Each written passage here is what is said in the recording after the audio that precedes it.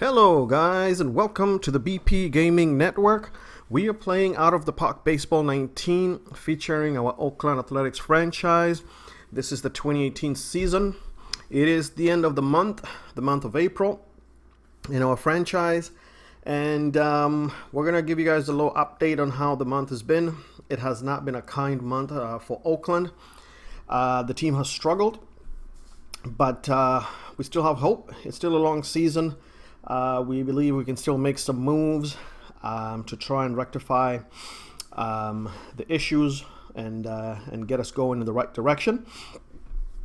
So during this video, we will show you guys some of the changes we've made so far to the team roster in response to sort of the issues that we're having and the poor performance that we're having both on offense as well as in our pitching staff. And we'll also kind of just do a little rundown of our minor league system, give you guys an update on the farm, just to see how things are going in our minor league system. If you watched our last video, you saw the week 5 update, and probably got a snapshot of how the team was doing up to that point. So this is just going to be more of a comprehensive overview of how the team did over the last month. All right, so we'll get started. It is April 29th, and let's go into the team homepage. Let's check out just where we're at right now. So if we take a look at the team standings, disappointing to see where Oakland is at the moment. We are in that 4th spot in the American League West division. The leaders of our division are Texas and Houston. They're currently tied with the same record, 18 and 11, and followed by Los Angeles Angels, who are in the 3rd spot with a record of 17 and 12. And then there's Oakland with a poor record of 12 and 16. And then Seattle is finally last. We did improve a little bit towards the end of the month, because if you remember, mid-month we were somewhere at the bottom. We were actually last in our division, and we managed to kind of get ourselves out of that last position and move up into the 4th position. So not where we want to be. Obviously, we want to be playing at a better win-loss record at this point in our season. Our goal is to try and stay above 500, and we're not right now. So we also kind of did a review of the key leaderboards for offense and pitching. I'll just quickly just go over that real quick. You can see batting average here. Chris Davis has been the life of our offense. You can see he's leading the team in batting average with a 301 batting average, followed by Steven Piscotty with a very poor batting average, and he's the second top guy in our team for batting. So you could just see how bad things are. Home runs, Chris Davis is also the leader in home runs with 7. He also leads the team in runs batted in. You can see we haven't been stealing a lot of bases there. The leaders have just 1 stolen base in the whole month. And Chris Davis also leads the team in WAR. If we take a look at our pitching, I do have to highlight a couple guys. Number 1, Chris Bassett. He's leading the team with the best ERA for qualified pitchers. Again, I'll mention qualified means that pitchers who've pitched in a minimum number of innings. You have to have achieved a minimum number of innings that you've pitched in order to qualify for the leaderboards. And Chris Bassett has pitched really well. This is a guy that I mentioned has struggled over the years due to injuries and things like that have kept him from playing in the big leagues. He's finally healthy, and for the first month of the season, he's pitched really well in 31 and 1/3 innings. His ERA is 3.16, so that's really great.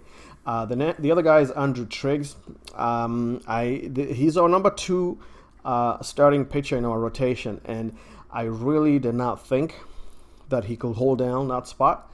but he's really surprised me. You could see his ERA is 3.18, so he's second in our team with 28 and 1/3 innings pitched. And then you've got Sean Manai, our ace, who's got the third spot in run average there with a 3.97 ERA after 34 innings. So Sean Manai is still our ace. You can see the rotation here. Sean Manai is still number 1 in the rotation. Andrew Triggs is 2. Chris Bassett has got that third spot. And now we've brought up Brett Anderson. So I'll talk about that in a moment and when we get there. So let's take a look at how we rank in the league.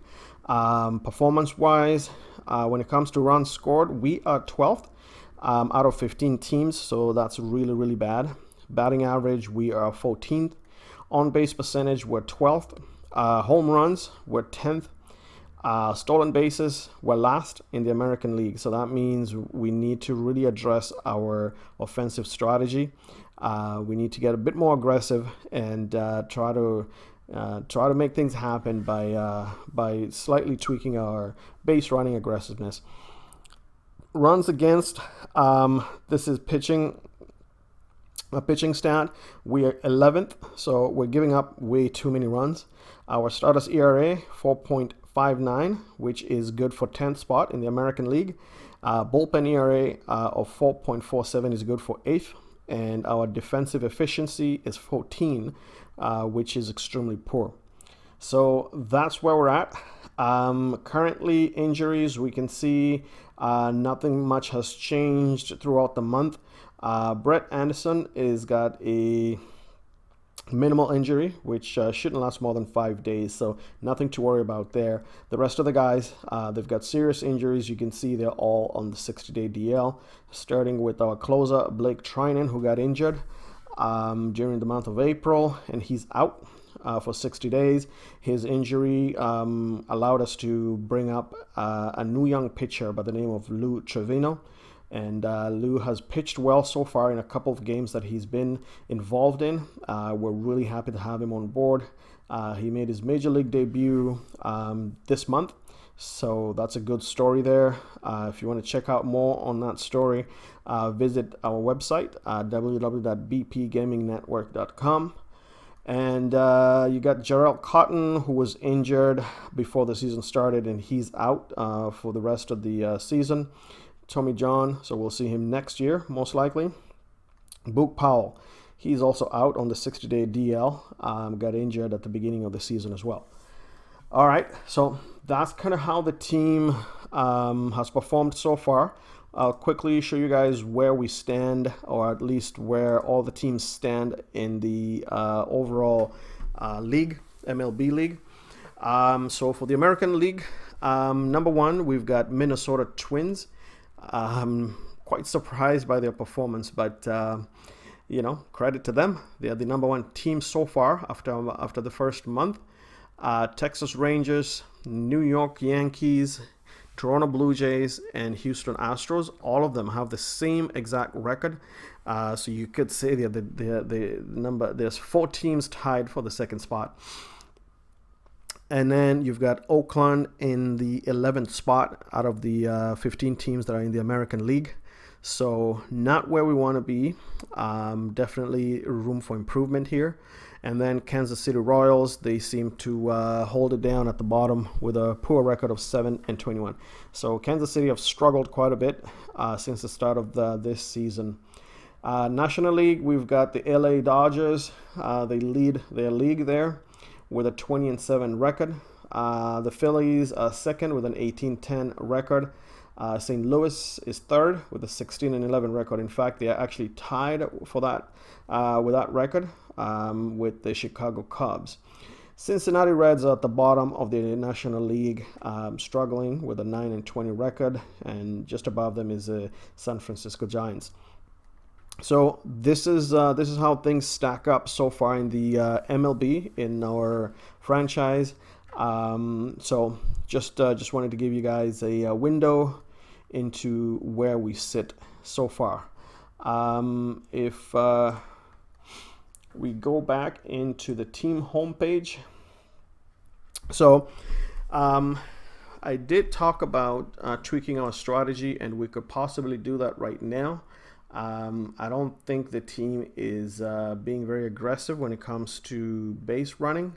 So we're going to try and see if we can tweak that up a little bit. So we've increased the team strategy overall when it comes to stealing bases, and we'll see how that translates coming up in May, or at least going forward. We do play a lot of small ball with this team, and aggressive base running tends to be, we have to balance that out, but we have to combine both, hitting and some level of aggressive base running to try and make things happen and get runs in. So that's that. We've tweaked our strategy there. Let's go back home. All right, so now we're going to take a look at our top prospects. There's two categories when you're looking at your prospects. You've got your top 10 prospects, which is what you have here on the right column here. But if you also want to take a look at your top 30 prospects, you can go into reports, and then from reports you select your top prospects there, and this gives you your top 30 prospects broken down between your top batters and your top pitchers. And you can see our number one prospect in our entire minor league system is AJ Puck, who's currently out for the season with UCL injury, and he's going to go through Tommy John.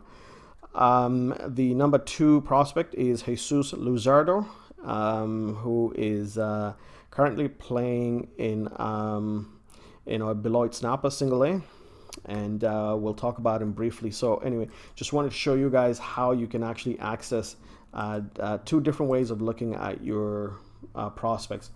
So we'll do a little rundown on our top 10 prospects. These are the guys with the highest ratings and the most potential for our team. We won't really go through the entire top 30, but I just wanted to show you where it's at. AJ Puck, like I said, he is our number one prospect. He was drafted in 2013 by Detroit. He didn't sign. He ended up going back to school, ended up going to University of Florida, and then he re-entered the draft again in 2016, and he was drafted by Oakland in the first round. And he's currently named as the number 27 prospect in the entire MLB. So a lot of expectations there for AJ Puck. He is a left-handed pitcher who has very good ratings, potential ratings. His stuff is currently rated as 45, which is less than average, but it can get up to above average, just slightly above average in the future. His movement can also get up to above average in the future, and he's got just average control. His fastball currently above average, but it can get into plus average.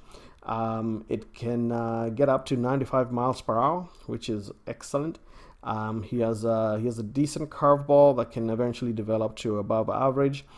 His slider currently is above average, and it can get up to plus average. And then he has a changeup that eventually can develop into a above average changeup. So 4 pitches, that's what you want in your starter. He's got decent stamina, and so he's a whole package. Unfortunately, he is injured, and we don't expect to see him this year at all, most likely next year. The number 2 guy in our top 10 prospects is Jesus Lazaro. Jesus, another lefty, starting pitcher. He's out of Peru. He's got slightly mid-average potential. You can see just 1.5 stars out of 4, just slightly below average potential. But his ratings, when you look at his stuff, it just is projected to get up to just slightly average, actually. His movement doesn't have a lot of hope there. His control can get up to plus or just above average. Sorry, not plus. His fastball currently at above average level, and he has a curveball that can get up to just slightly above average, and his changeup can get into plus average category. So 3 pitches that he can throw. So far this year, he's also pitching in our single A Beloit Snappers team. He's pitched in 25 and 1/3 innings. His ERA is 4.26. His WAR is 0.6. So not too bad. Still developing. He's only 20 years old, so there's still a lot that can happen between over the next few years. The number 3 prospect here is Franklin Barreto. Franklin is a second baseman who can also play shortstop. He's currently playing for a AAA Nashville team. His potential is really high. He's got good ratings. His contact ability can get to above average in the future. He also has some power. His gap power can get to above average, and so is his home run rating. So he's also very athletic. He's got his speed, which is plus average there, and he's got good base running ability and good stealing ability. So if we look at how he's performed so far in AAA, in 88 at-bats, he has a batting average of 295, on-base percentage of 370, and his slugging is 568. He also has 7 home runs. That's very impressive. It's only been a month, and he's got 7 home runs, 15 RBIs in just 88 at-bats. His WAR is 0.7. Really excited about that. They've got him projected, if he continues this way, to hit almost 40 home runs. So I'm not sure if that's going to materialize. In fact, I don't think that will be the case. If it is, I will be extremely excited.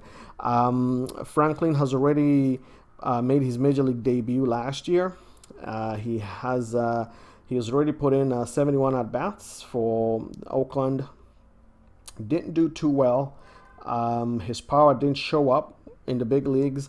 But again, this kid is only 22 years old, so plenty of room for him to develop.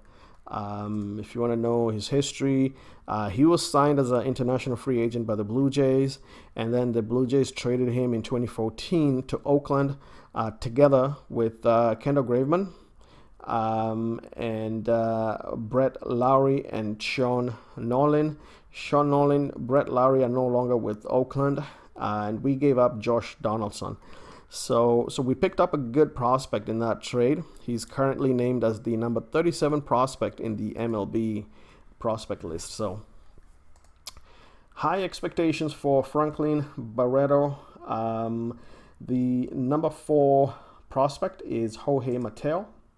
Jorge currently playing in our AAA Nashville team. His potential is fairly high.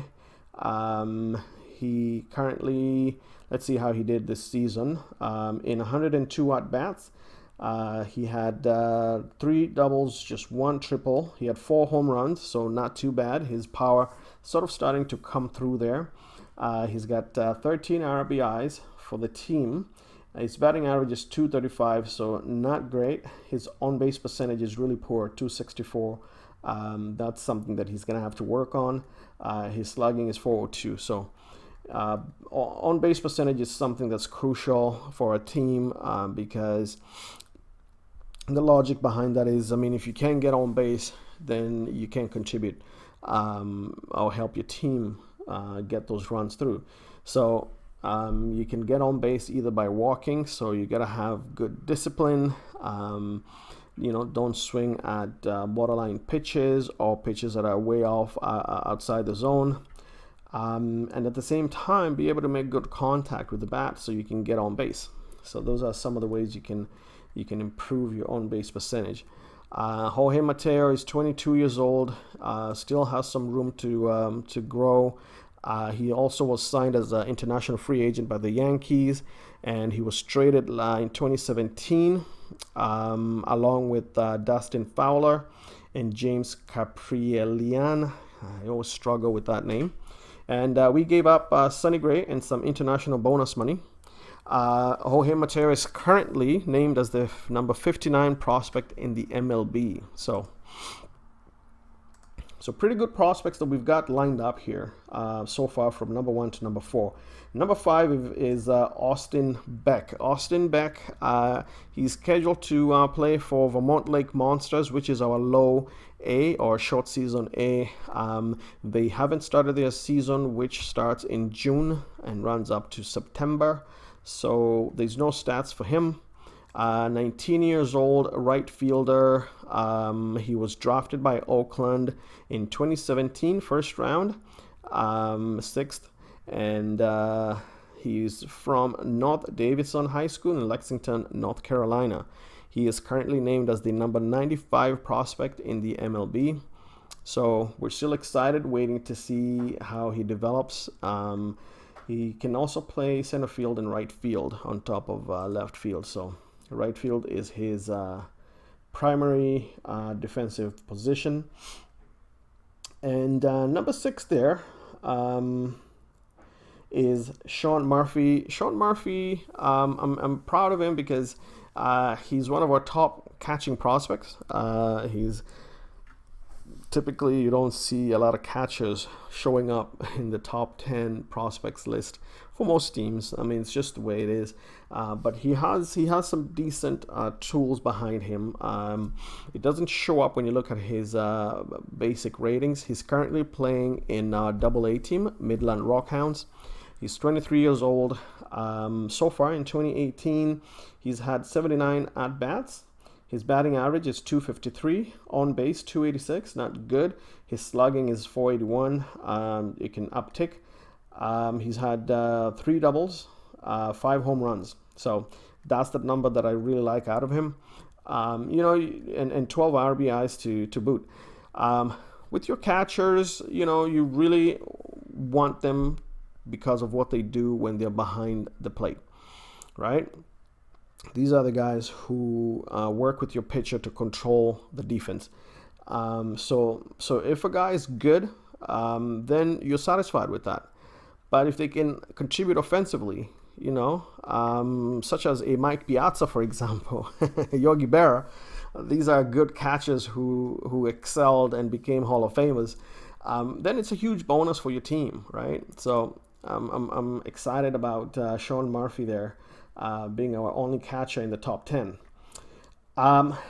Number 7 is James Caprielian. I have to take some time to learn how to pronounce that name. He is also scheduled to play for Vermont Lake Monsters, our low A, low single A team. He's a starting pitcher, right-handed pitcher. He's got some good tools. His stuff is projected to just get up to just average level. His movement slightly above average in the future. It's currently average. Control, he may struggle with control in the future and even now. His fastball, it can get up to above average in the future, and it can get up to 95 miles per hour. He also has a curveball, an average curveball, and an average slider, both of which can get up to just above average in the future, and just a less than average changeup. He hasn't had time yet to play in 2018, but you could look at his performance over the last couple years. Not too much innings pitched, so not a lot of sample size here for us to really gauge him well, but he is still a decent prospect with some decent capabilities. He's not on any MLB prospect list. Initially, he was drafted by the Seattle Mariners in the 4th round of the 2012 MLB June draft. And then he did not sign with that team. I guess he went back to school, University of California, Los Angeles, UCLA. And then he was later drafted by the Yankees in the 1st round of the 2015 draft. And you notice I mentioned in the other trade, he was eventually traded to Oakland. Number 8 prospect is Nick Allen. Nick Allen also scheduled to play in our Vermont Lake Monsters, lower single A. hasn't had a season yet. Obviously, the season hasn't started. He doesn't have awesome ratings, but his potential is still sort of average. His WAR when he played in the rookie league was 0.4. He showed the ability to make some contact there. He's only 19 years old. There's not a lot that I can tell you about him right now. He was drafted by Oakland in the 3rd round of the 2017 MLB draft, straight out of high school. So we're still waiting to see how he evolves and develops. Not a lot that I can say about him right now. In that number 9 spot there is Lazaro Amenteros. Hope I'm saying that right. Lazaro is a highly touted prospect. I'm surprised he's actually number 9. I'm thinking he should be really higher up. I'll tell you, his history doesn't come up, but he was signed by Oakland, I believe, in 2016, if I'm not wrong. Joined Oakland in 2017 as an international free agent. He defected from Cuba and got residency in the Dominican Republic, and that's where he was discovered and signed as a free agent. His potential is expected to be lights out. If you look at his potential, really high ceiling. He's a left fielder. He can play left field, center field, and right field, so an outfielder. He has very good athletic ability. Speed is elite level. He has a plus average stealing ability and a plus average base running ability. All his ratings right now are projected to be average or above average in all categories. His gap power is projected to be plus average. That is elite level. His home run power is expected to be well above average, and his eye and discipline is expected to be well above average. So in all areas, I mean, if he materializes, he could be a really good player for us. You could take a look here, the scouting report on him. Let's see. Lazaro is a defensive left fielder. He's a strong runner who will find many opportunities to take advantage of the opposition. He's a young player with above average power potential. Amenteros projects to be an elite big league left fielder. See, so all eyes on Amenteros. He rounds up our top 10 prospects. Actually, you can say that's top 9, but so good list. We're excited. Some of those guys haven't yet played any games. I probably forgot to mention the record for, the season so far for Amenteros in single A Beloit snappers. He's participated in 78 at-bats. He had 3 doubles, 1 triple, 1 home run, and 5 RBIs. His batting average was 256, on base 348, slugging 359. So just an okay, decent sample for a young kid who's still coming up and developing. So that's our top prospects. What we'll do now is we'll kind of go through our minor league system and show you guys how the teams performed in the minor league system, and that should round up this video.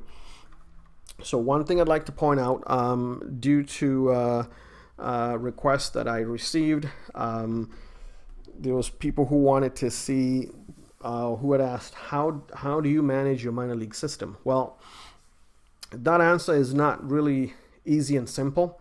Everybody has their own way of doing it, but I would probably tell you that I'm fairly comfortable with how to manage a minor league system.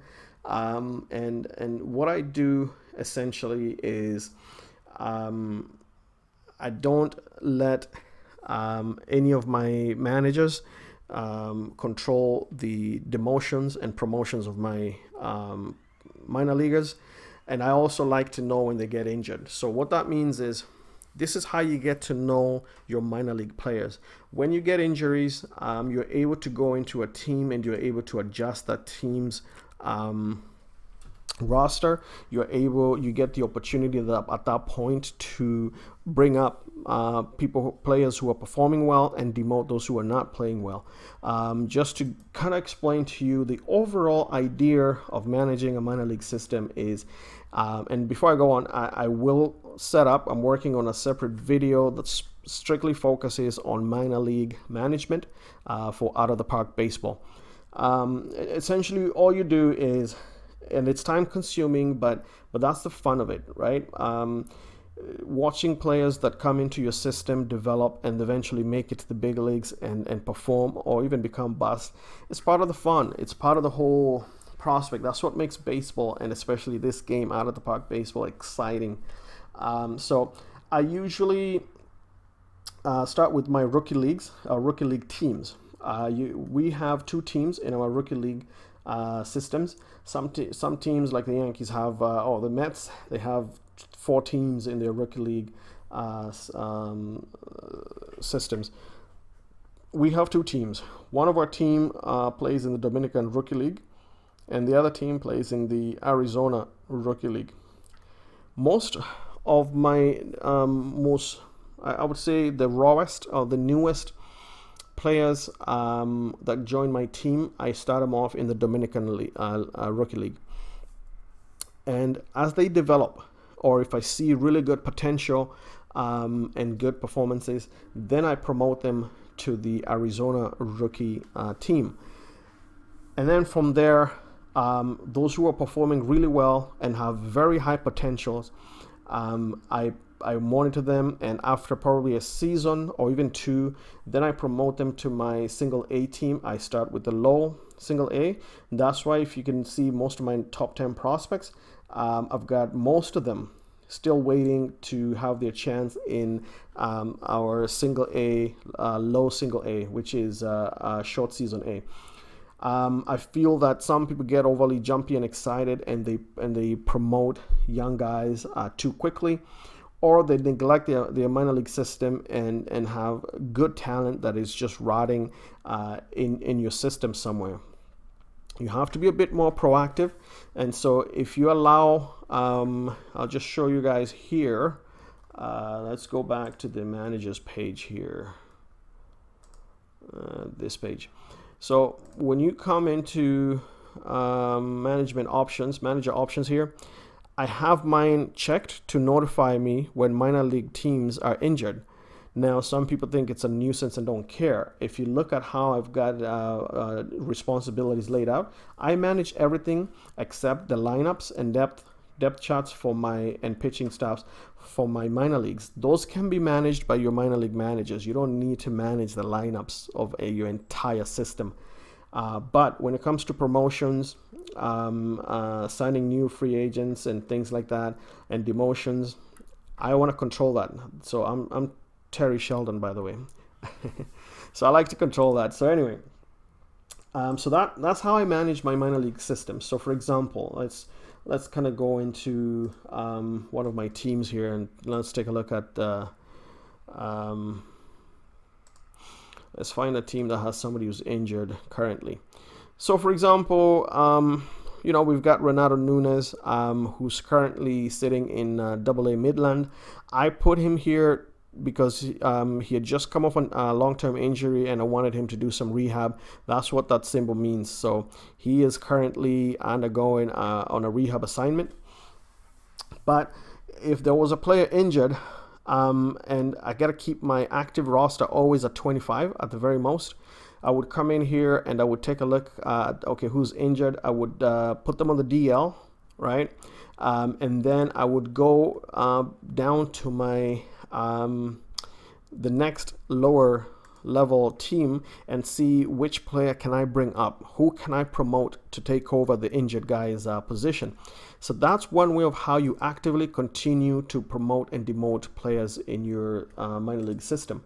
The other way is to occasionally, like at the end of the month of a season, I go in here, and if you go into info from your main team's homepage, which is, so if you go from the Oakland Athletics homepage and you click on info, you go to reports, and from there you go and reports and select minor league system. The game gives you a report of your entire minor league team and players, and what it including your international complex players. These are guys that were discovered from from our international complex that we can bring up into our minor league system. So what I do is you take a look at the opinion that you're getting or the suggestion you're getting from your scouts or from the game. And so, for example, right now, the game is telling us that AJ Park may be ready for AAA. Now, he's 23 years old. He's our highly projected prospect, and he's currently injured. I don't necessarily think he's ready for AAA. He has had some time in single A and double A, but I still want him to develop a bit more. Maybe when he comes back next year, I might consider putting him back into double A. But with his age, I still think I need one or two more seasons of him playing the minor league system to develop. Unless he ends up showing exceptional talent over the next season or two, I might be able to call him up even earlier. But for now, that's where we'll keep him. But at least you get a suggestion that allows you to think about a player in your minor league system and what to do with them. It's telling us that James Caprio might be ready for the major league team. Well, you don't have to agree with every suggestion, but the game looks at different ratings and stats and gives you this opinion. It will tell you when players seem to be overmatched and seem to be struggling. So, for example, it's telling us here this player is probably overmatched for single A. So that means he's probably struggling, and you might want to demote him and bring up somebody who is probably ready for the next level. So that's sort of one way you stay on top of things. Use these reports, use injuries, get notified when your minor league system players get injured so that you can go in and move players up and down. That's all you got to do. And like I said, create an order for your rookie leagues so that when you get new players, players that get drafted and players that are discovered in your international free agency will usually end up in your lowest minor league system, which is your rookie leagues. So right now, for example, I've got two guys with very high potential here. So I really, they haven't played a single game yet. These are guys that we signed as international free agents. I just recently signed Juan Santana. We just signed him from the international free agency, and he's got a very high potential. Now I'm thinking, should I keep him in the Dominican Rookie League or should I promote him? You don't want to just promote all willy-nilly and promote everybody because you want him to get a chance to be able to play. He's currently, both of them are currently pegged to start the season in the starting lineup of their respective team. So I might just leave them here. There's Juan Santana, their right fielder, and there's Giovanni Basilia. I might leave them here. Now, if they perform well at the end of the season, then I might bring them up to the next rookie league, which is the Arizona Rookie League team. And then if they continue to perform well from there, after another season, I might bump them up. How do you know when it is ready to move somebody up? It's a combination of things: stats, and sometimes their age, how long they've had, how much time they've spent developing. If you bring up somebody too early, you get a player who's underdeveloped. Just because maybe he's had one season and he's had very good stats, that you keep promoting him, that could be misleading, right? The longer a player plays, the better he becomes in his position, the more he develops, and the more of a better scouting report you end up getting on that particular player versus somebody who's still young and raw. So anyway, Um, like I said, there will be a video that we'll do that specifically deals with minor league systems and how to manage them. But those are just a few points and hints that I use and works great for me. So let's take a look at all the minor league teams that have so far participated in the April month, starting with our AAA team. So AAA Nashville Sounds is our team.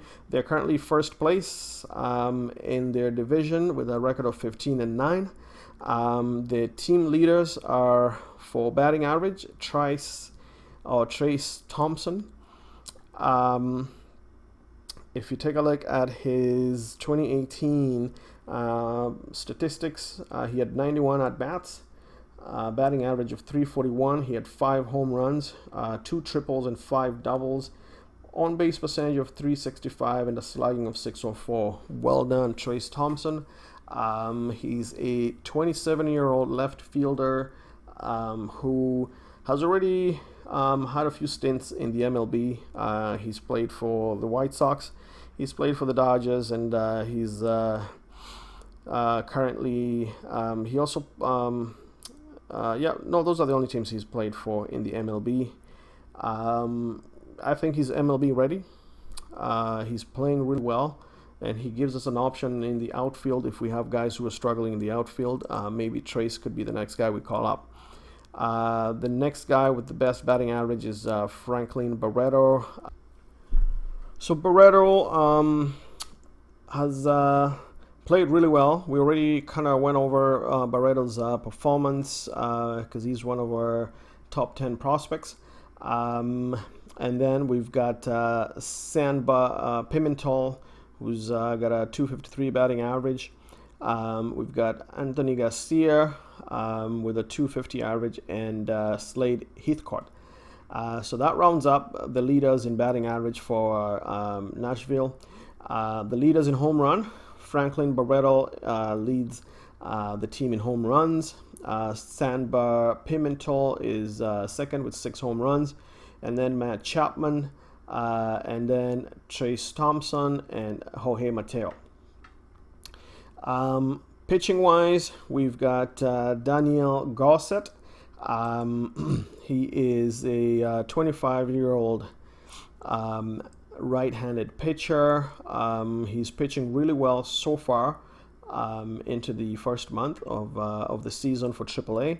And then we've got Ben Bracewell, who's also pitching really well for the team. If you look at the leaders in strikeouts, there's Frankie Montas, and then Daniel Gossett, Bracewell, and then Daniel Mengden and Randall. So too early in the season still to have enough players that are qualifying for the team leadership, because this uses or considers players who've got a minimum number of innings pitched to qualify to show up on the leaderboard. So, but that's the way the team. Those are the team leaders in both offense and pitching. If we take a look at the overall rankings, the team is currently 4th in batting average, and they're currently 6th in on-base percentage. There's a lot of power on this team. They're 2nd in slugging and OPS, which is pretty good. They're 1st in home runs. Like I said, there's a lot of power here in our AAA team. 35 home runs, which is tied for 1st, and they're 3rd in strikeouts.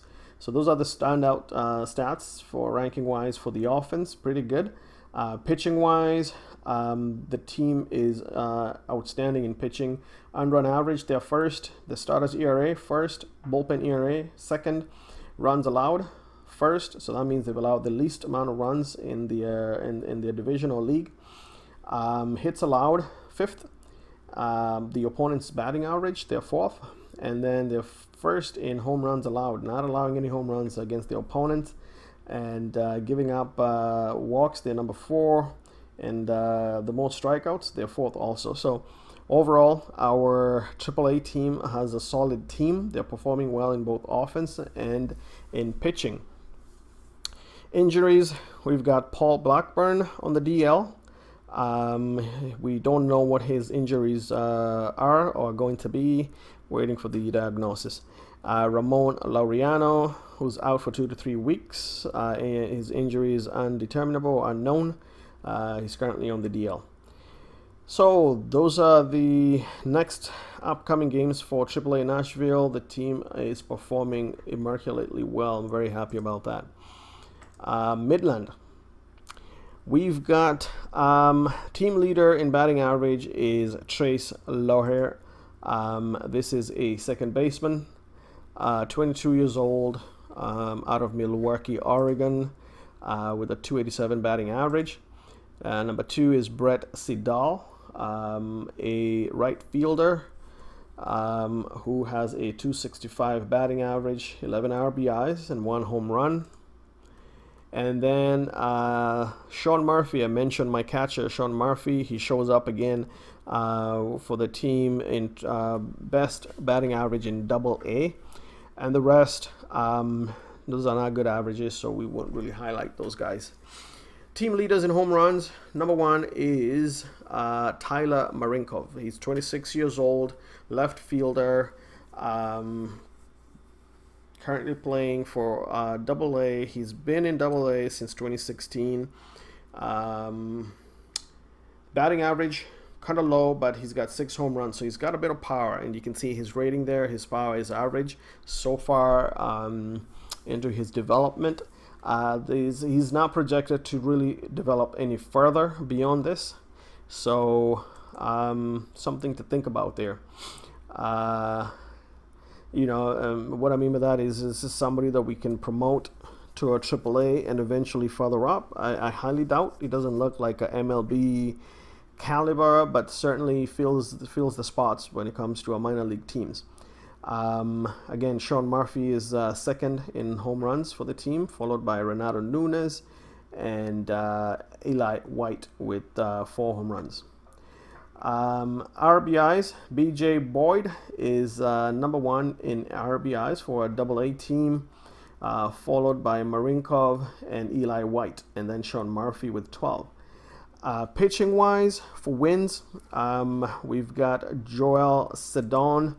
Sedon is a relief pitcher who is a right-handed pitcher, 25 years old, and so far into the season, in 19 1/3 innings, he's got a 2.33 ERA, which is not bad at all for a reliever. And he's got 4 wins. That's outstanding. For team leaders in ERA, for Double-A, Rahul Alcantara. Rahul has been around Oakland for quite some time. He's already made his major league debut. At the start of the season, after he came off an injury, if you recall, I demoted him to Double-A. Just because if you look at last year's performance when we called him up to Oakland, his ERA was 7.13. Even though he had a good season that year in AAA. So I sent him back to Double-A just because I needed to create room for some other higher prospects in AAA. And he's pitching well, so who knows? He could get promoted back up to AAA. And if we're in need at some point, he could be a candidate, maybe, never know, to move up to the Oakland team. And Angel Duno is the other guy with the next highest ERA on the team, with an ERA of 2.91 in 34 innings pitched. He's 24 years old, from Venezuela. Let's take a look at his ratings. Nothing stands out. Not a very high potential, just average potential on Angel Duno. All right, strikeouts. Angel Duno has got the team's highest strikeouts, followed by Raul Alcantara, and then Joel Sedon. If we take a look at the team's batting stats and rankings, they are 5th in batting average, 6th in on base, and number 1 in slugging, and 4th in OPS. So the team is also number 2 in runs scored. They're number 1 in extra base hits, number 1 in home runs.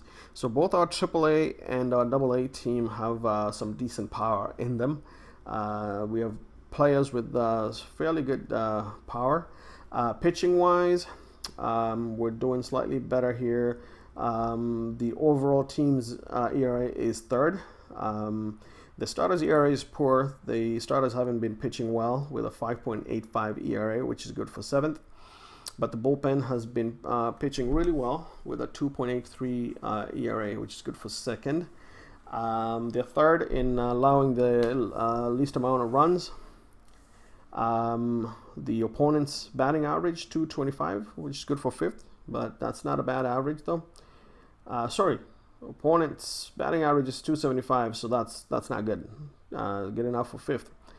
And then they've allowed the least amount of home runs, which puts them in the 3rd position in their league.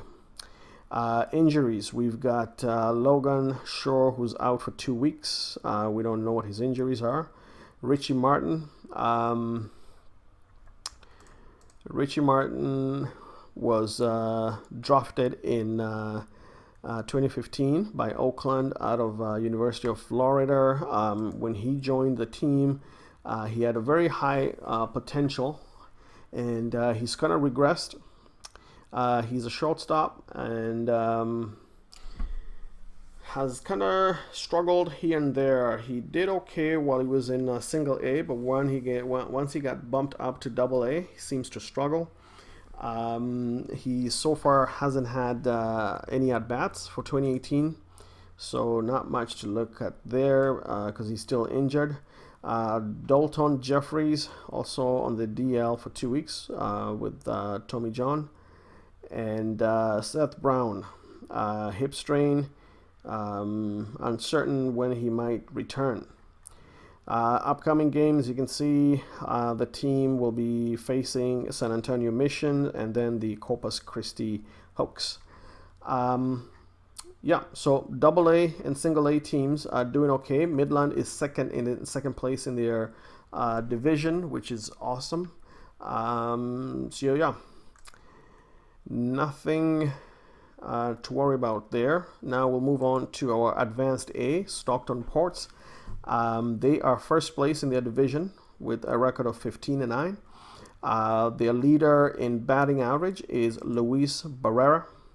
Luis is 22 years old, left fielder out of Tamboril, San Juan in Dominican Republic. He's had a good season so far. In 2018, out of 90 at-bats, he's got a 367 batting average, on-base percentage of .437, and a slugging of .656. He's got 4 home runs, which is excellent. He has 5 triples, 4 doubles, and 12 RBIs. So, outstanding kid. Let's see what else we can figure out about him. It looks like he's another international free agent. So some kid to keep in mind that he's having a good season. Who knows? We could see him in Double A at some point.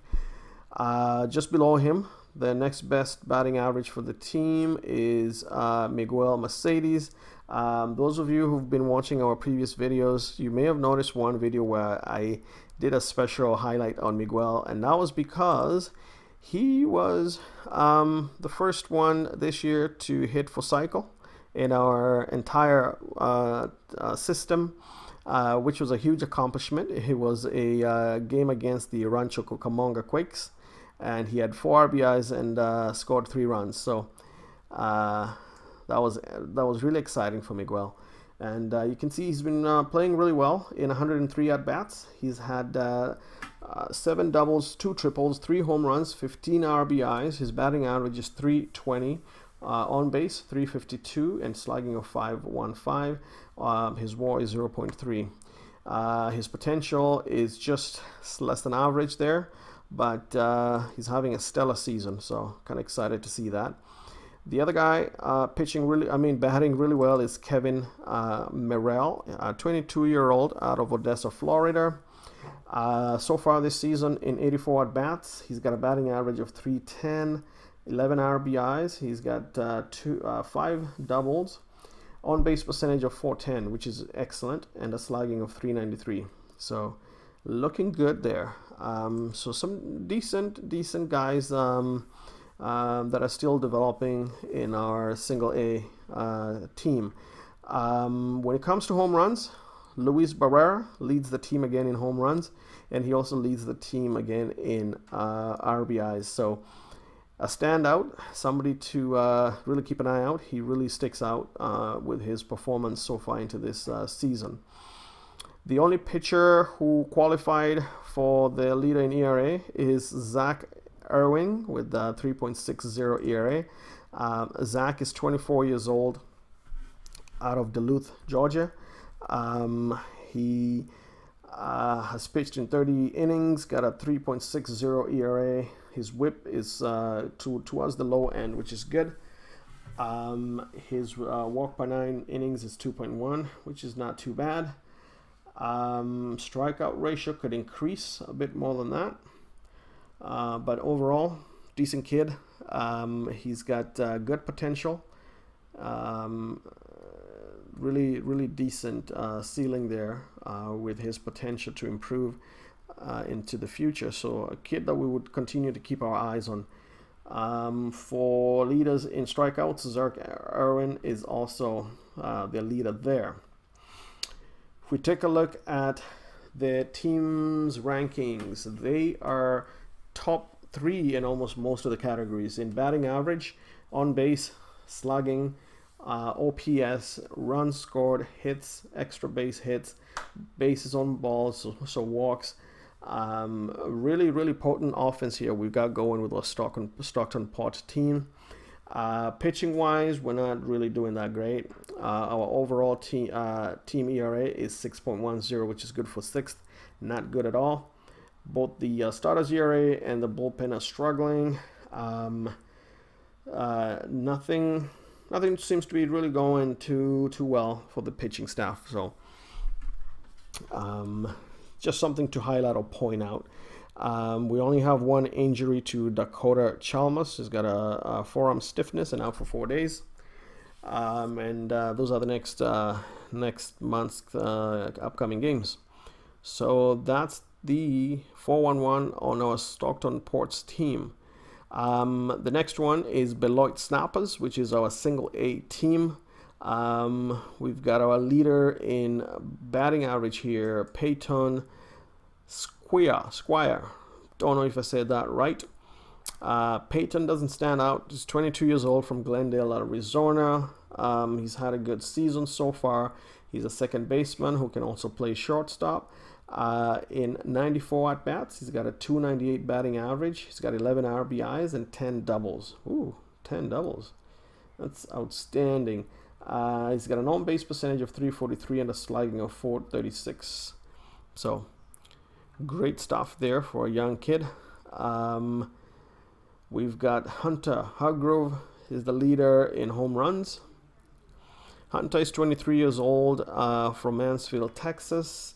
His potential is really not promising. He's a left fielder who can play first and third, and left and right field.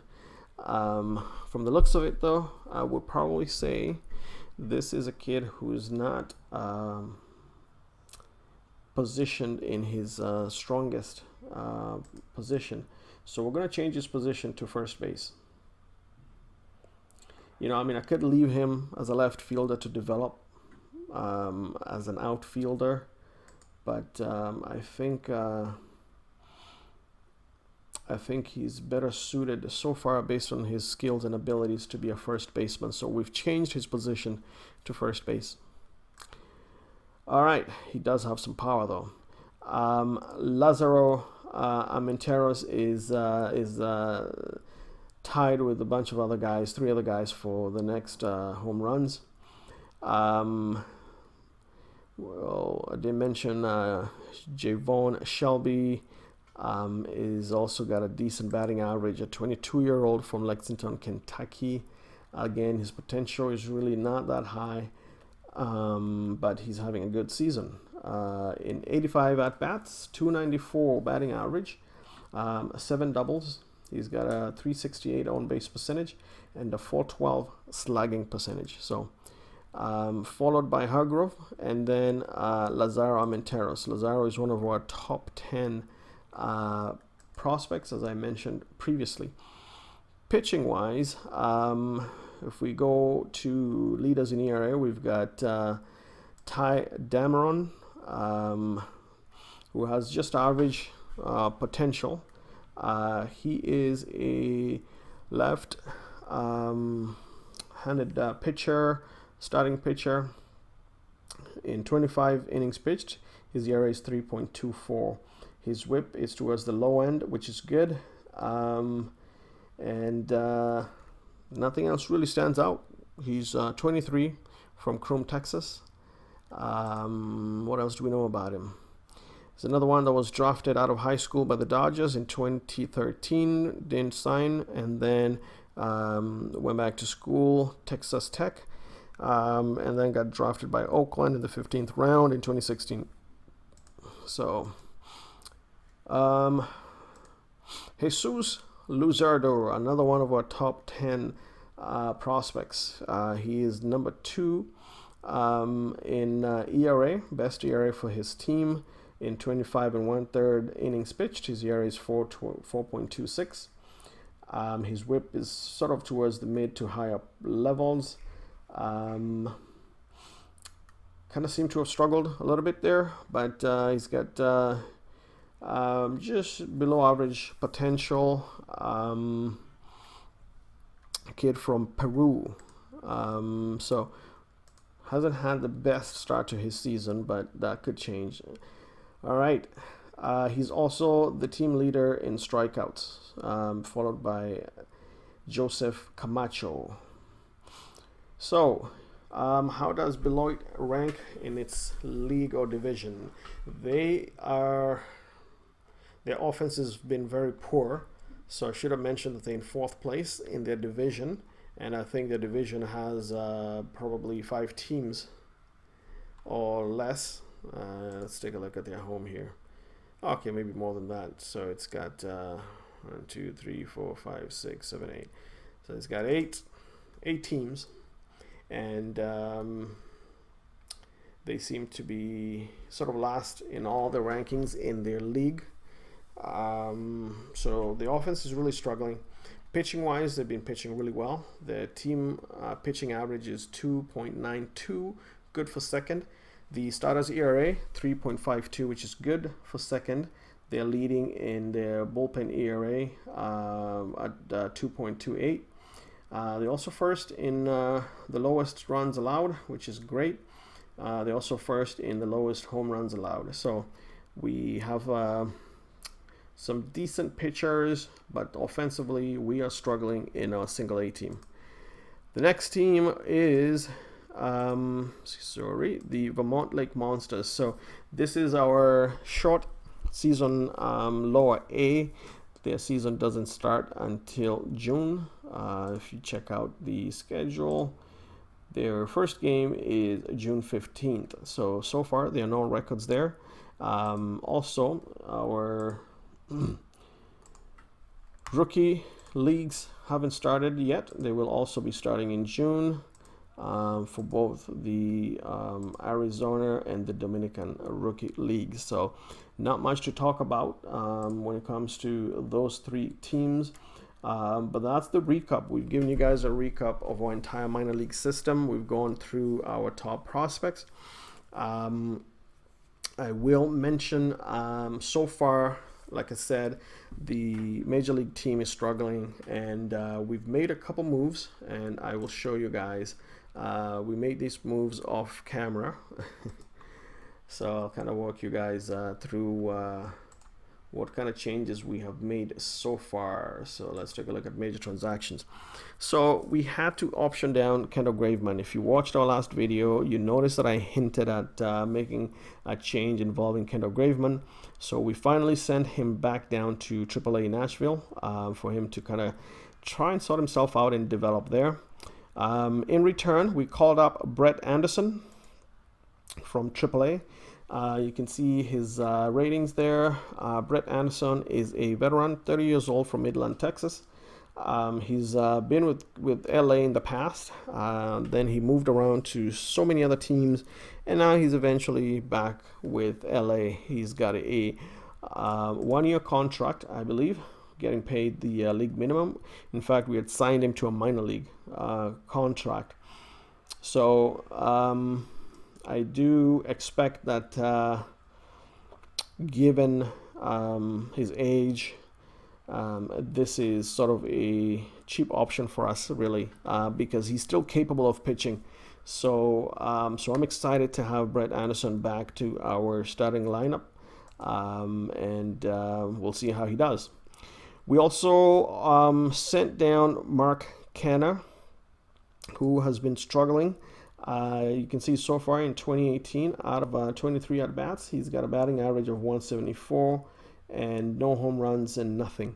So we needed to bring up somebody with a bit of a spark, especially on defense. If you notice, our defense efficiency is kind of been among the lowest in the league. So we brought back up Matt Chapman, finally. The reason was, if you remember, early in the month, we demoted Matt Chapman to AAA because he was really struggling. In 41 at-bats, he had a batting average of .049. So we sent him down, and while he was in AAA Nashville, he had 58 at-bats. He had 5 home runs, 7 RBIs, and his batting average started to climb up to .259 with a .338 on-base percentage and a .552 slugging. So Matt Chapman gets to move up to Oakland and get another opportunity to perform and see how things play out. So we're really not done with the changes that we plan to implement to try and improve this team, but so far that's the beginning of us trying to rectify what has been a bad month. There's probably a few more things that I still want to do. I did mention before that Santiago Casilla is a weak spot in our bullpen. He doesn't seem to be improving. You know, when I look at his pitching log so far for 2018, he's really been all over the place. So you could see at the beginning of the season, he started the first 2 games and pitched well. And then after that, it just kind of has been all over the map. So he has struggled to pitch out of the bullpen. His ERA has stayed above 7 or above 9, actually. I would say for the last 1, 2, 3, 4, 5, 6, 7, 8, almost for the last 8 games. That's unacceptable. We can't work like that. He's really costing us a lot. The problem I have here is that Santiago Casilla is currently, we had signed him for a 2-year contract in 2017. This is his final year, so we're paying him another $5.5 million this year. He's out of options. He's not going to accept he's not going to accept us optioning him out to the minor league system. So our only option will be to designate him for assignment and then release him, because we're not going to get any trades for him. I mean, we can try it out, shop him around and see if we get any trade offers. Let's take a look. There you go. No team offers for one-on-one trades. He's 37 years old, so you're really not going to get any team trying to trade for him, especially if they got to pay the remainder of his $5.5 million, and at his age. But he has decent stuff. But I think he's approaching the end of his effective pitching in the major leagues. So I have to decide what to do with him. It's difficult to release a guy like this who's going to cost you $5 million, or at least a part of the $5 million. That's a lot of money for a team like Oakland to part ways with. But at the same time, I need the room. I need the the spot so I can bring up another pitcher who can improve things for us in the bullpen. So that's the conundrum. There's also somebody I'm really watching closely, and that's Trevor Cahill. He has one of the best WARs for our team, so that means his win above replacement is really high. So you kind of hope maybe he'll get out of this funk, but he hasn't so far. I'll show you guys. He came off the DL, and he's had 3 games, 15 and 2/3 innings. His ERA is 6.89. His WHIP is 1.91. His walks per 9 innings is 1.7.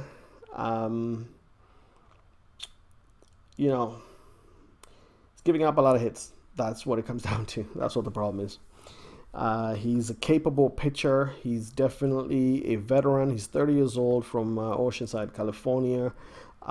He's another guy who has played for many teams, but his effectiveness is not materializing the way I'd hoped. So let's take a look. We still have 2 options on him. So we could possibly send him down and bring somebody else up. Who would that be? Let's take a look at AAA Nashville. Let's take a look at our pitching options. So we still have some options that we can utilize from AAA. Let's see. We've got Daniel Gossett, Ben Bracewell to start with. And then we also have Paul Blackburn if we eventually figure out what his injuries are and how long he may be sidelined. We've got Daniel Mengden also as an option. Those 2 that I mentioned, Paul Blackburn and Mengden, have not really been pitching well. So I'm not sure if it might end up being one of them, but it could be. So I still have some options there, though. I've got at least 3 guys I can consider. Daniel Mengden and Paul Blackburn have already pitched in the MLB. They've kind of been so-so. Mengden had a very good season in 2017 pitching for Oakland after he got called up to Oakland. I think that was his major league debut. It was actually in 2016. When he got called up again in 2017, he pitched really well, so it gave us a lot of hope. And then since he started 2018, it's kind of just been a struggle. So he's still a good option. He's still got good potential. He's 25 years old from Houston, Texas. So it's not a complete wash. So I have to sit down and analyze the team and figure out who we're going to call up. So, ladies and gentlemen, that is the month of April, and that's where our minor league system sits. You've checked out our prospects. Next video, we'll be moving on to the next month of May. We're hoping to see an improvement from the few changes that we've made so far. We're going to continue to make changes now going forward, a bit more aggressively, so that we don't lose the season. We want to stop the bleeding as early as we can. So again, thanks guys for watching. I really appreciate you guys watching, and we hope to see you on the next video. Thank you.